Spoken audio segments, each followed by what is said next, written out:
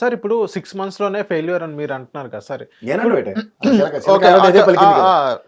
వాళ్ళన్నారు కదా సార్. మళ్ళీ అదే ఛానల్‌లలో ఒక గవర్నమెంట్ ఫార్మ్ అయిన తర్వాత మళ్ళీ ఒక 1 ఇయర్ అంటూ టైమ్ ఇవ్వాలని అదే ఛానల్‌లో మనం వీడియోస్ చూసాం కదా! అంటే 1 ఇయర్‌లో మీరు దీపం చక్కబెట్టేస్తారా? అంటే అదే అదే ఛానల్‌లో మీరు దీపాలు చక్కబెట్టుకోవడానికి వీడియోస్ చూసాం కదా! అవునండి. మీరు ఆ వీడియోలు వేసినప్పుడు కాంట్రడిక్షన్ అంటున్నాం కదా! 1 ఇయర్ దేనికి టైం ఇవ్వాలి? మొత్తం నేను అడ్మినిస్ట్రేషన్ ఒక విషయం చెప్తాను. మీరు ప్రతిదానికి మీరు ఇచ్చిన 6 ప్రామిసెస్‌కి 1 ఇయర్ వెసులుబాటు తీసుకున్నారు. రైతులకు ఇవ్వాల్సింది ఎక్కడ రైతు బంధు పథకంకి ధీటుగా ఆంధ్రప్రదేశ్ 13,500 ఇస్తుంటే ఇక్కడ మీరు కేంద్ర ప్రభుత్వం సమన్వయపరుచుకుని రేపు బడ్జెట్ తర్వాత 20,000 ఇస్తారా? అప్పటిదాకా 1 ఇయర్ ఖరీఫ్ రబీ సీజన్ రైతులకు ఎత్తుపోయినట్టే కదా. విద్యా సంస్థలు అమ్మఒడి నెక్స్ట్ ఇయర్ నుంచి అంటే బడ్జెట్ ప్రవేశపెట్టిన తర్వాత ఈ ఎకడమిక్ ఇయర్ సంగతి ఏంటి?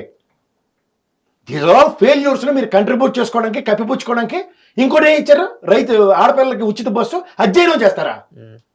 అంటే ఏ అధ్యయనం లేకుండా ఏ ప్రాథమిక అవగాహన లేకుండా ఏ ప్రాతిపదిక మీరు ప్రామిస్ ఇచ్చారు? Won't you call it is a failure of your part? ఏమి పరిస్థితి ఇస్తే సోషల్ మీడియా యాక్టివిటీలు లోపటేస్తారట. ఇది కాలక్షేపం కార్యక్రమాలు. సార్ మరి ఇదే ఛానల్స్‌లో ఇంకా మనం చూసాం ఏదైతే ఉగాది నుంచి మహిళలకి ఫ్రీ బస్ అనేది ఇంకోటి ఏంటంటే తాగునిద్దామండి. ఇంకా అధ్యయన కమిటీ స్టార్ట్ అవ్వకుండా యాన్ని చేస్తారు. ఇదే సూపర్ 6 విషయానికి వచ్చినట్లయితే ఇంకో 2 పాయింట్స్ అనేది మీరు మిస్ చేశారు సార్. ఏదైతే మహిళలకి ప్రతి నెల 1,500 అన్నారో, ఏదైతే నిరుద్యోగ భృతి ఏదైతే 3,000 అని దాని గురించి కూడా మాట్లాడని పరిస్థితి, ఈవెన్ ఆ టాపిక్ కూడా మనం వాళ్ళు తీయలేని పరిస్థితి మనం చూసాం కదా. ఈ 2 ఎత్తిపోత పథకమేనా? డౌటా మీకు? మీకు ఇంకోటి చెప్తున్నా. ద సక్సెస్ నెరేషన్స్ 2014 నుంచి 19 దాకా మీరు ఈ తపెలగాలు రాసిన వార్తలకి పోలవరం 72%, అమరావతి సచివాలయ బిల్డింగ్ ఇవన్నీ కట్టినవి 11,500 ఖర్చుది, తాత్కాలిక భవనాలు అని చెప్పారు. మీరు గమనిస్తే 72%లో స్పిల్వే కట్టకుండా కట్టిన దానికి డయాఫ్రమ్ వాళ్ళు ఎత్తుకెళ్ళిపోయి కదా. సో నెగిటివ్ క్లెయిమ్ చేసుకోరు. ఇప్పుడు కూడా వీళ్ళు చెప్తుంది ఏంటి? వాళ్ళ స్ట్రాటజీ చూడండి. ఈ పోలవరం విషయంలో ఎప్పుడు లేని రేవంత్ రెడ్డి గారి ప్రభుత్వం భద్రాచలం ఇంక ముంపు ప్రాంతాలతో అని చెప్పి ప్రొసీడింగ్ స్టార్ట్ అయింది. Krishna river board, Godavari river బోర్డుతో. సో ఈ కాన్సెప్ట్తో గతంలో ఒరిస్సా మీద పడేసి అది ఆగిపోయింది అని ఇప్పుడు తెలంగాణ ప్రభుత్వం కాన్స్పిరసీ థియరీ ఇది. సో ఓవరాల్గా వీళ్ళు ప్రైమరీ ప్రాస్పెక్ట్ ఏంటి? ఒకటి అమరావతి, రెండోది పోలవరం. సో పోలవరంకి ఎలాంటి ఎక్స్క్యూజెస్ తీసుకుంటారో ఇక్కడి నుంచి బాటలు వేసుకుంటూ వెళ్తున్నారు. గమనించారా మీరు? నిన్న మనం రేవంత్ రెడ్డి గారి డెవలప్మెంట్లు చూడండి ఏం చెప్తున్నారు ఆయన. సో ఈ స్ట్రాటజీ ఎప్పుడైతే ఆప్ట్ అవుతుందో దీని వెనకాతలు జరుగుతున్న కాన్స్పిరసీ థియరీ ఏంటి? ఒకటి, మమ్మల్ని తొలగించేసి నాగబాబు గారికి అవకాశం ఉండని 24 మంది చెప్తున్న ఇండైరెక్ట్ వెర్షన్, వాళ్ళ లోపాలు బయటకు పెట్టుకుంటూ. ఇంకోటి, గాలి చంద్రబాబు నేను ఇస్తానని చంద్రబాబు గారు చెప్తున్నా సరే 24 మంది మా లోపాలతో మేము ముందే 6 నెలలకి అటెండెన్స్ వేయించుకొని వేర్తలు దిద్దుకొని నిలబడి ఉన్నారు. పాయింట్ 1. పాయింట్ నెంబర్ 2, మీరు ఇక్కడికి వచ్చిన పోలవరం విషయంలో తాత్సారానికి గతంలో ఏటీఎం కింద అభివర్ణించింది కూడా నేను, మీరు కదా, నరేంద్ర మోడీ గారు. ఇప్పుడు రేవంత్ రెడ్డి నెపంతో మళ్ళీ దాటవేద్దాం. సో ఓవరాల్గా వీళ్ళు ఏ పని చేద్దామని వచ్చారో అది తప్పని పనులు చేస్తున్నారు. మరి ఏ విధంగా వాళ్ళు 2027 అలా ఆ సెగ్మెంట్ అప్పుడు నేను కంప్లీట్ చేశానన్నారు? ఏ ప్రాతిపదిక మీద కంప్లీట్ చేశాను? అలా నీళ్ళు చెప్పాడు కదా ఒకసారి ఫ్లోర్ ఆఫ్ ద హౌస్లో వచ్చిరని తమిళ్లో.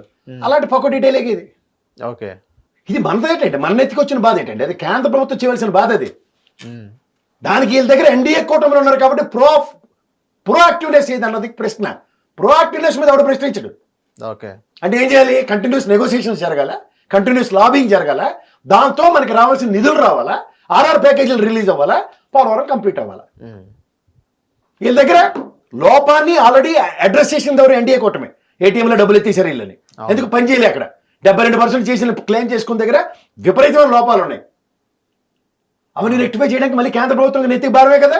అవును. ఓ పక్కన 780 కోట్ల పైచిలక డబ్బులు తగ్గించి రివర్స్ టెండరింగ్ వేసిన తర్వాత కూడా మరి ప్రాథమిక అంచనాలు పెంచితే రివర్స్ టెండరింగ్ ద్వారా చాలా డబ్బులు లాస్ అయినాయి వీళ్ళు అన్నారు. 500 కోట్లు 1000 కోట్లు వీళ్ళు క్లెయిమ్ చేసుకున్నారు. ఇంత లాస్ అయిందని ఎవరు చెప్పారు?